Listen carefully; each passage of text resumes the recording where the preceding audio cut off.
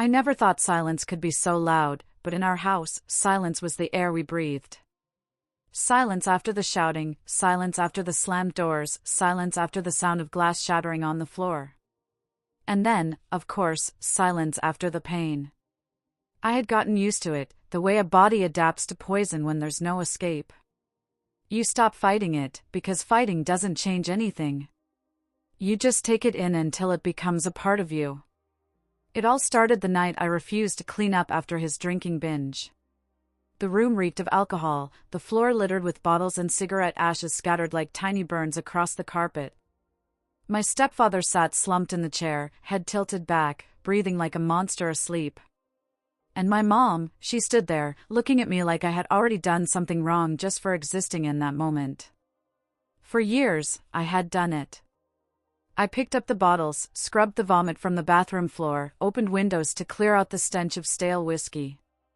I did it because if I didn't, the night would turn into something worse. But that night, I was so tired.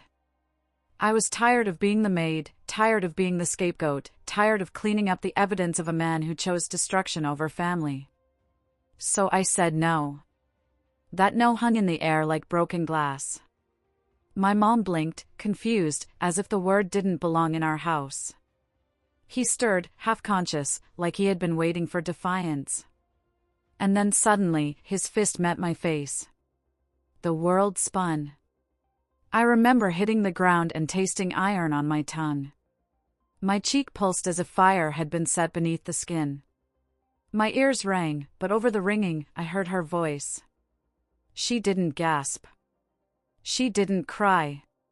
She didn't even run to me. She just said I had disrespected him. In that moment, my heart broke in ways I didn't know it could. Not from the punch, that pain was sharp, but it would fade. What cut deeper was her response, the betrayal that came so naturally, as if it had been rehearsed 1,000 times. She wasn't horrified by his violence, she was horrified by my refusal. That was the night I realized my mother had already chosen her side long ago. Lying on the floor that night, I remember staring at the ceiling, trying to focus on something still, something steady. My cheek was swelling, my lips trembled, and I couldn't tell if the tears were from pain or rage. I wanted my mother to come to me, to kneel down and place her hand on my back like she used to when I was sick as a child. But she didn't. She stood there, arms folded, eyes cold, and repeated that I had provoked him. That word, provoked, echoed in my mind like a curse. I had provoked him by saying no? By refusing to clean up the mess he made after drowning himself in liquor? I had spent years doing it quietly, without complaint, and the one time I asked for a break, the one time I tried to protect my own dignity, I became the problem. I lay there long after he stumbled off to bed, his snores rattling through the thin walls. My mother didn't help me up. She walked past me, her slippers brushing against the carpet, as if stepping over my body was the easiest thing in the world.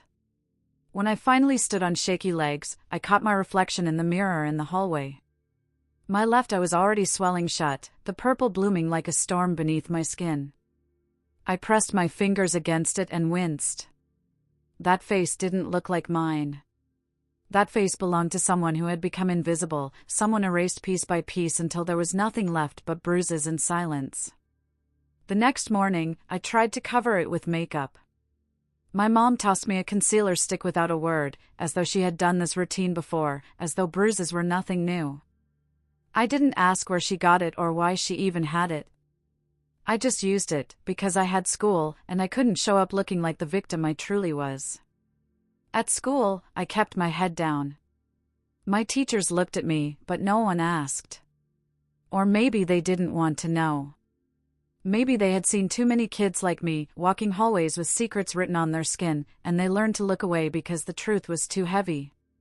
But there was one teacher, Mrs. Reynolds. She was different. She didn't just glance, she studied me, her eyes lingering on my face longer than the others. She asked if I was feeling okay, and I mumbled something about allergies. She didn't believe me. I could see it in her expression. But she didn't press further, not yet. When I got home, he was sober, sitting at the kitchen table with coffee and the newspaper, like nothing had happened. He looked at me and smirked, as if daring me to speak. My mother moved around the kitchen, making sandwiches, her voice light, almost cheerful. She asked me to set the table, and I did, silently. I wanted to scream. I wanted to throw the plates against the wall and demand they both admit what had happened. But I didn't. Because in that house, the truth was forbidden. That night, lying in bed, I thought about how silence had become my only survival. But the silence was suffocating me. I began to wonder what would happen if I told someone, if I let my voice out, even just a little. Would the world believe me? Or would my mother's version of reality crush me again? The thought of telling someone gnawed at me for days. It was like a voice inside me whispering louder and louder, "You can't keep this inside forever." Every morning, I painted my face with makeup, covering up the truth that lived in my skin, but the bruises beneath didn't just fade from my body, they burned in my memory, refusing to leave. At school, Mrs. Reynolds lingered again, her eyes soft but searching. She asked me to stay after class one afternoon. My stomach sank. I tried to come up with an excuse to leave, but she gently insisted. When the room emptied out, she leaned against her desk and asked me if there was something I wanted to talk about. My throat tightened. For a moment, I almost told her. The words sat heavy on my tongue, begging to spill out. But then I saw my mother's face in my mind, the way she looked at me when she said I had provoked him. I heard her warning in every silence, "Don't you dare ruin this family with your words." So I shook my head and said I was fine. Mrs. Reynolds didn't look convinced. She told me her door was always open, and that if I ever needed to talk, she would listen. That simple sentence pierced through my armor. It sounded so foreign, someone offering to listen without judgment, without blame. I carried it with me like a secret treasure, something fragile I couldn't let go of. At home, things didn't improve. If anything, they worsened. My stepfather's drinking became more frequent, his temper more unpredictable. A slammed door could mean hours of terror. The clinking of ice in a glass could mean another long night of shouting, insults, and the threat of fists. One evening, I tried to hide in my room, but my mother called me out to the living room. He was sprawled across the couch, half drunk, muttering about how ungrateful I was. My mom stood beside him, her arms crossed, telling me to apologize for being disrespectful. I didn't even know what I was apologizing for. Breathing, maybe. Existing. When I hesitated, he sat up and his eyes narrowed. In that instant, I felt the familiar wave of dread wash over me. I muttered an apology just to avoid what I knew was coming. But even then, my mom scolded me for sounding insincere. Nothing I did could satisfy her. Nothing I said could prevent his rage. That night I cried quietly into my pillow, clutching the blanket to my chest as if it could shield me from the storm I lived in. My chest ached, not just from fear but from loneliness. I wondered if the world outside my home would ever see me, if anyone would ever believe the girl behind the carefully applied makeup and fake smiles. The truth was, I had no safe place. At home, I was the scapegoat. At school, I was the silent girl with secrets. Even in my own head, I battled with the voices of doubt planted there by my mother. Maybe I was disrespectful. Maybe I did provoke him. Maybe I deserved it. Those lies tangled with the truth until I could barely tell them apart. But deep down, there was a flicker of something that refused to die. A spark that whispered, "No, this isn't right. No, you don't deserve this. No, you are not the problem." That flicker became the only thing that kept me standing. Days blurred into weeks, and the weight of silence grew heavier. Every time I passed Mrs. Reynolds in the hallway, I felt her eyes on me. She knew something was wrong, and a part of me wanted desperately for her to press harder, to force the truth out of me. But another part of me, trained by years of fear, kept my lips sealed. At home, the cycle repeated like a broken record. He would drink, rage, and lash out. She would defend him, justify him, and blame me. And I, the unwilling third corner of this warped triangle, would absorb it all. One Saturday night, after yet another binge, he ordered me to clean the living room. Empty bottles littered the floor, the ashtray spilling over, the couch cushions stained. My stomach churned at the sight. I thought about that night when I first said no, when his fist split me open like glass. My cheek still tingled at the memory. My body begged me to obey. But something inside me pushed back. I hesitated. That was all it took. His eyes darkened, and before I could move, he lunged forward. His hand clamped around my arm so tightly I felt the bones grind together. He shoved me against the wall, his breath hot with whiskey. His words slurred, but the anger behind them was crystal clear. My chest caved under the pressure, and then his fist came down again. This time, it wasn't my cheek, it was my ribs.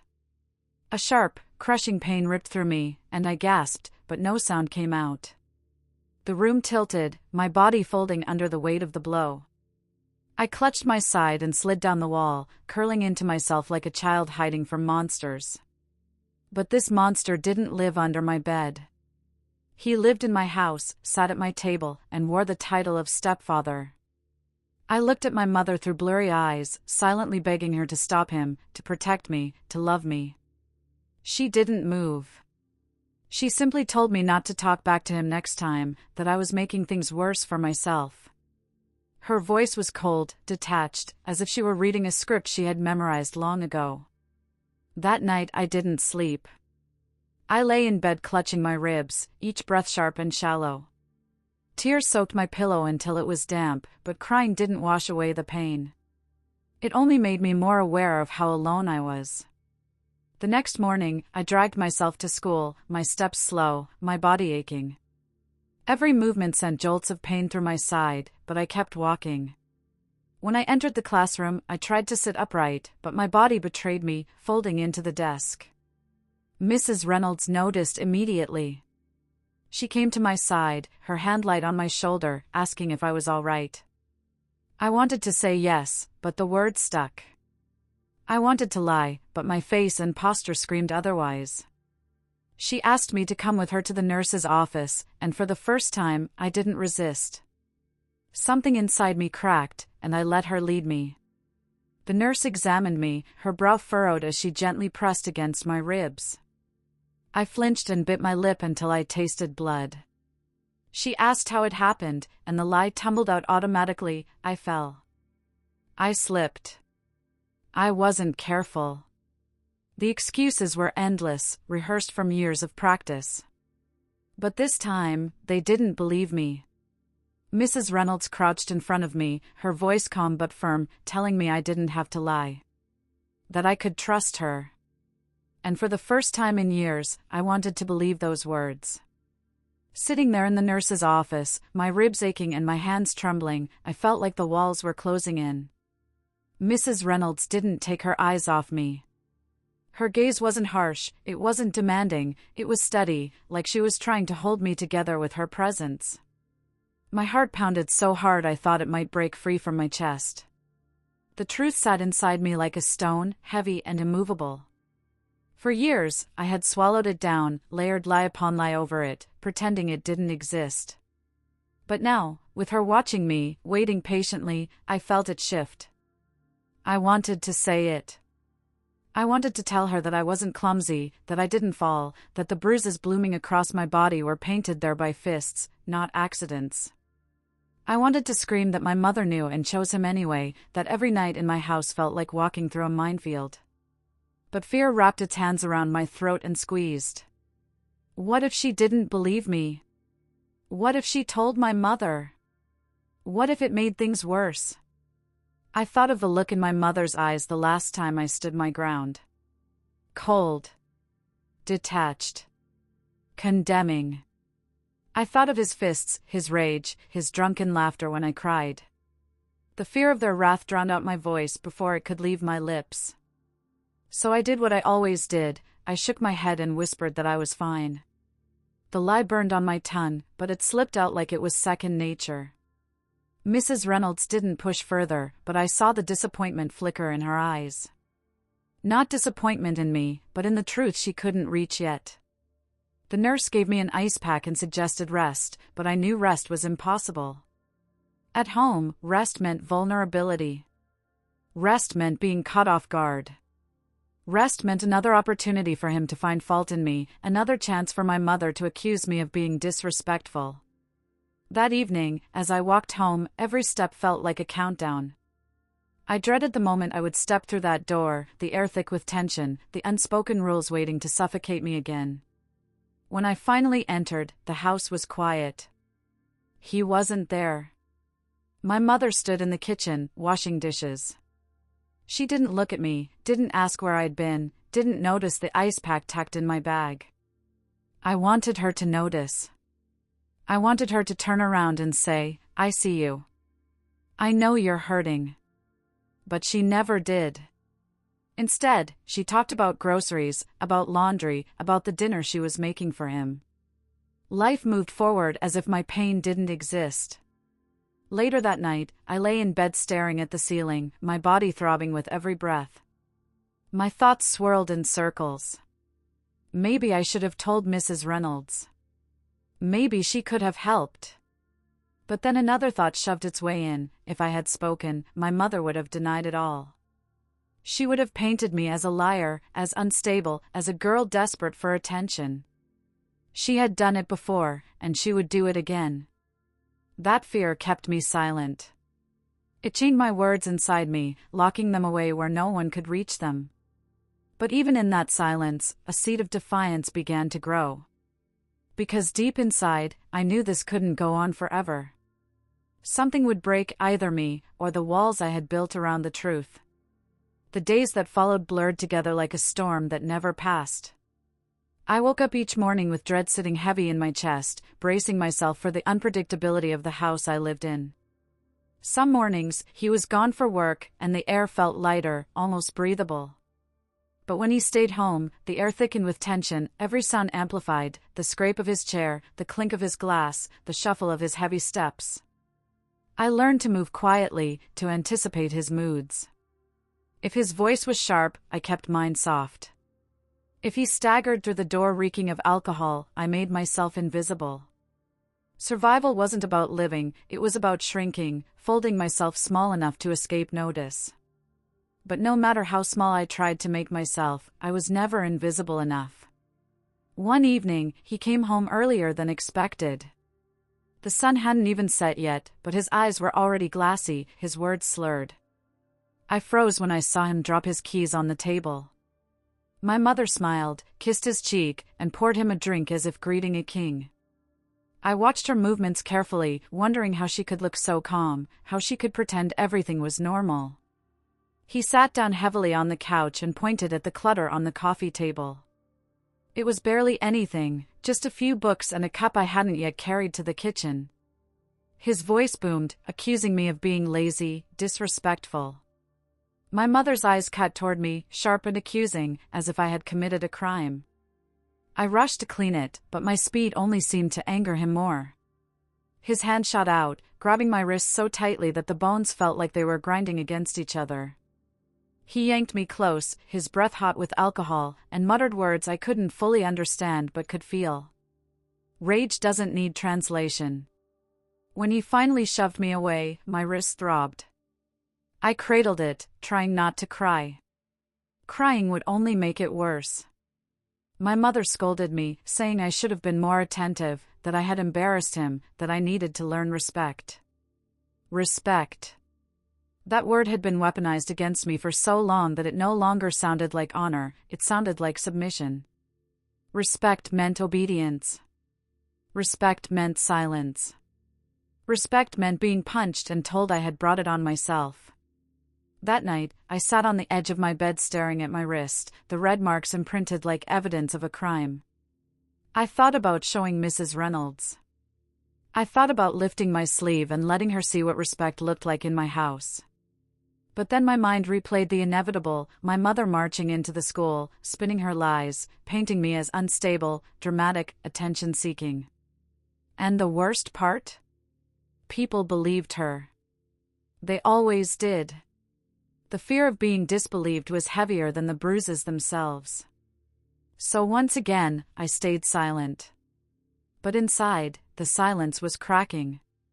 Each bruise, each word, each betrayal widened the cracks until I wondered how much longer I could keep it all contained. The next morning after the fight, I moved through the house like a ghost. My arm ached where his fist had connected, and every step felt heavier than the last. The kitchen still smelled like stale alcohol, sour beer dried on the counter where he had spilled it the night before. My mother hummed softly while she wiped down the table, acting like the chaos of last night had never happened. That was her gift, I realized. She could erase any ugliness with silence, with a smile, with a refusal to acknowledge it. I wanted to scream at her. I wanted to ask how she could live like this, how she could pretend her daughter hadn't been punched by the man she brought into our lives.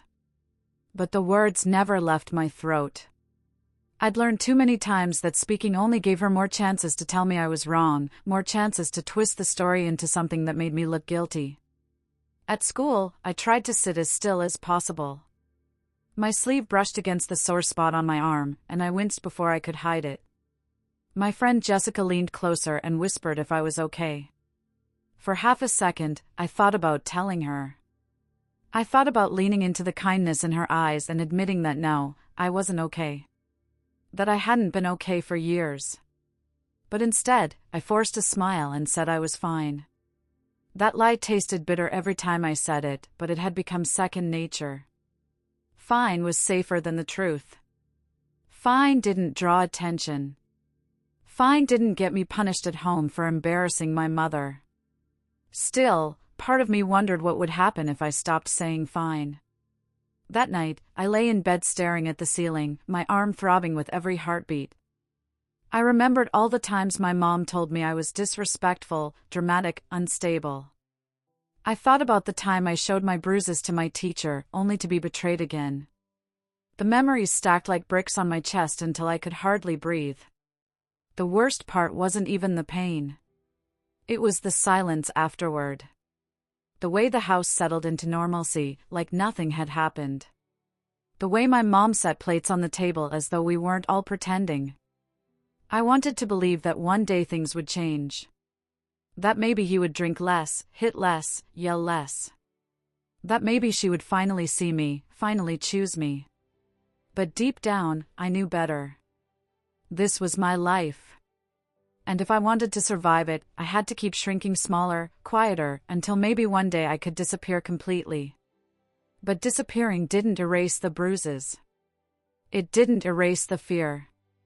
And it didn't erase the longing I carried inside me, that desperate, gnawing hope that someone, somewhere, might finally believe me. The next week dragged by like a punishment. Every day felt the same: wake up early, tiptoe around the house, try not to make noise, and pray he hadn't left behind another storm of empty bottles. I'd grown used to scanning the room like a soldier walking through a minefield. One wrong step, one wrong glance, and the explosion would come. At school, I hid inside myself. I spoke less, laughed less, kept my head down. My teachers sometimes gave me looks that lingered too long, like they suspected something wasn't right. But no one asked questions anymore. My mom had made sure of that the last time. She had painted me as unstable, dramatic, even manipulative. And they believed her, because why wouldn't they? She was the adult, the parent, the calm voice of reason. I hated her for that. I hated how smooth she could sound while lying through her teeth. I hated the way she always seemed so put together in front of strangers, while I crumbled into silence. The truth was that the violence never came out of nowhere. It came like weather, you could feel it building long before it broke. The sound of the fridge door slamming harder than it needed to. The way his footsteps dragged heavier across the floor. The sighs that started as mutters and grew into curses. My body had become an instrument tuned to his moods. I could tell by the sound of the door opening whether he'd had a bad day at work or too many beers already. One night, I refused to clean up the living room after he had left it trashed again. Empty cans, chips ground into the carpet, a half-eaten sandwich smeared across the coffee table. My stomach twisted as I stared at the mess. I thought about all the times I had scrubbed, vacuumed, wiped, and polished until the house looked decent again, only for it to be destroyed the next night. I thought, maybe just this once, I could say no. So I did. I walked past it. I went upstairs to my room. It didn't take him long to notice. The door flew open, crashing against the wall, and I froze. His eyes were bloodshot, his words slurred, but his anger was sharp and clear. My pulse thundered in my ears. He demanded to know why I hadn't cleaned, why I was sitting upstairs like some princess while he came home to a mess. I whispered that it wasn't my job. My hands shook even as the words left my mouth. I knew better, but I couldn't stop myself. His fist came down faster than I could blink.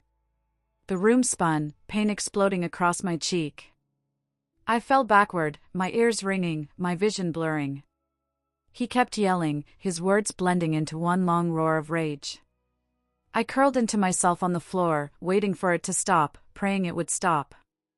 When it finally did, he stormed out, slamming the door so hard that the walls rattled. I lay there, trembling, the carpet rough against my face. I didn't know how long I stayed that way before I heard footsteps again. Softer this time. It was my mother.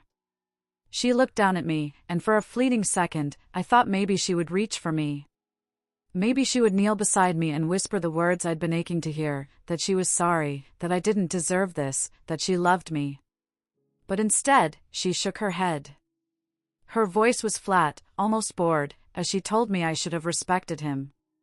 That I knew better than to provoke him. That my defiance only made things worse. Those words hit harder than his fist ever could. I wanted to scream at her, to tell her she was wrong, to beg her to see what was happening to me. But my throat closed around the words. They died inside me, just like they always did. She turned and walked away, leaving me alone on the floor. That night, I lay awake in bed, staring at the ceiling, replaying it over and over. I tried to convince myself I hadn't provoked him. I tried to believe I wasn't as worthless as they both made me feel. But the lies they fed me tangled in my brain until I couldn't tell the difference between truth and manipulation. I thought about running away. I even packed a small bag once, just some clothes, a few dollars I had saved, and a photo of me and my real dad back when life had been different. But every time I stood near the door, fear pinned me in place. Where would I go? Who would take me in? And if I failed, if they caught me, I knew the punishment would be worse than anything I had faced before. So I stayed. I stayed, and I endured. But inside, something small and stubborn kept burning. A tiny spark that whispered, "This is not forever. This is not the end of your story." I didn't know where that spark would take me. I didn't know if it was strong enough to survive. But I held onto it like a lifeline, because without it, I would have drowned completely in the darkness of that house. The days after that punch blurred together. My face ached for a week, a dull throb that made me wince every time I chewed. I tried to hide the swelling at school by keeping my head turned, pulling my hoodie tighter around me, burying myself in shadows. No one asked, or maybe they just didn't want to know. At home, the silence was worse than the shouting. My mom barely spoke to me. When she did, it was only to criticize or remind me of chores. I caught her watching me sometimes, her eyes cold, distant, almost resentful, like I had become nothing but an inconvenience.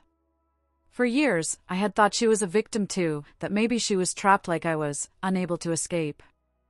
But the older I got, the more I saw the truth. She wasn't just trapped, she was complicit. She chose him, defended him, believed him. And she chose him over me again and again.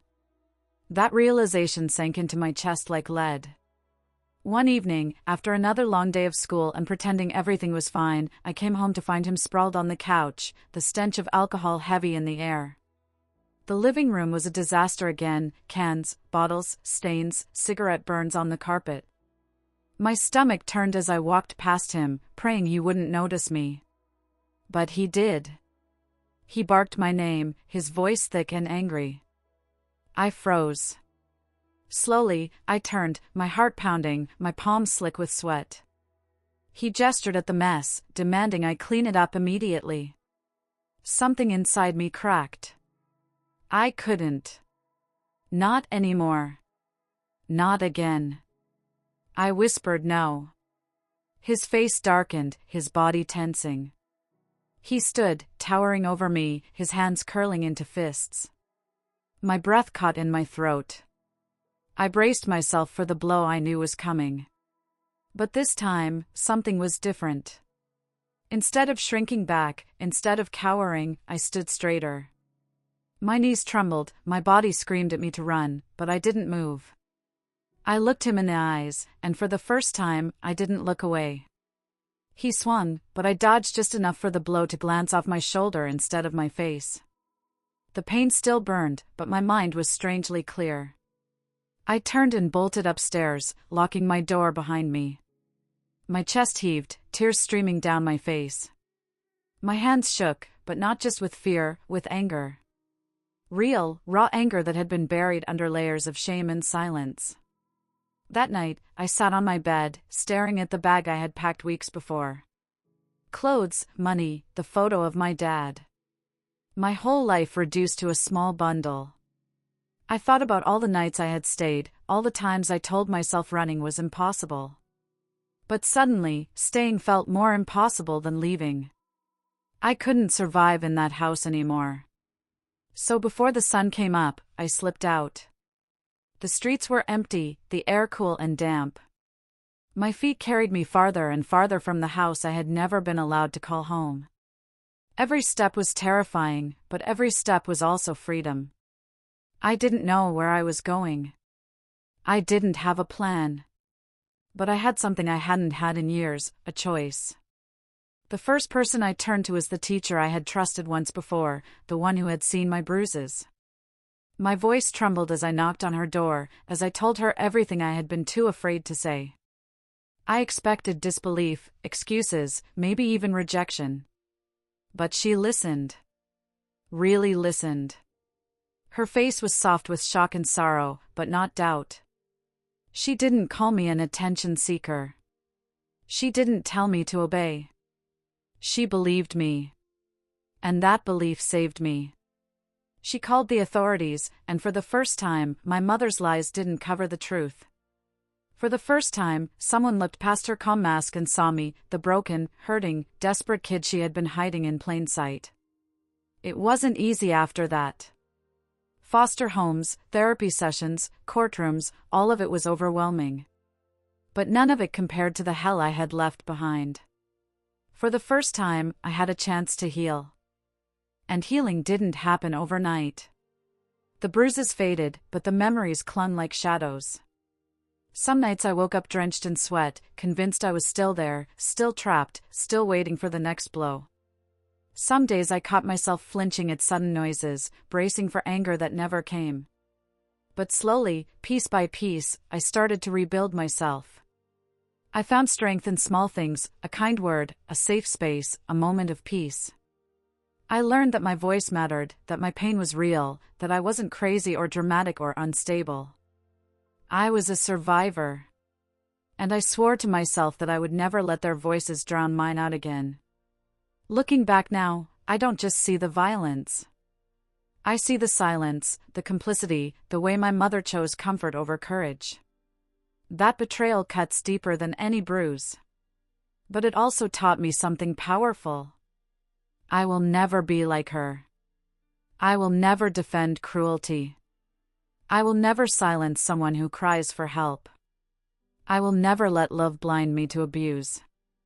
Because I know what it feels like to be left alone in the dark, begging for someone to believe me. And I survived it. That is my story. That is my truth. And if you're listening, if you're going through something that feels impossible, let my voice be proof that silence doesn't have to be forever. That the spark inside you, no matter how small, is enough to light the way out. You are not alone. You are not what they call you. You are stronger than you know. And one day, you'll step into the light and never look back.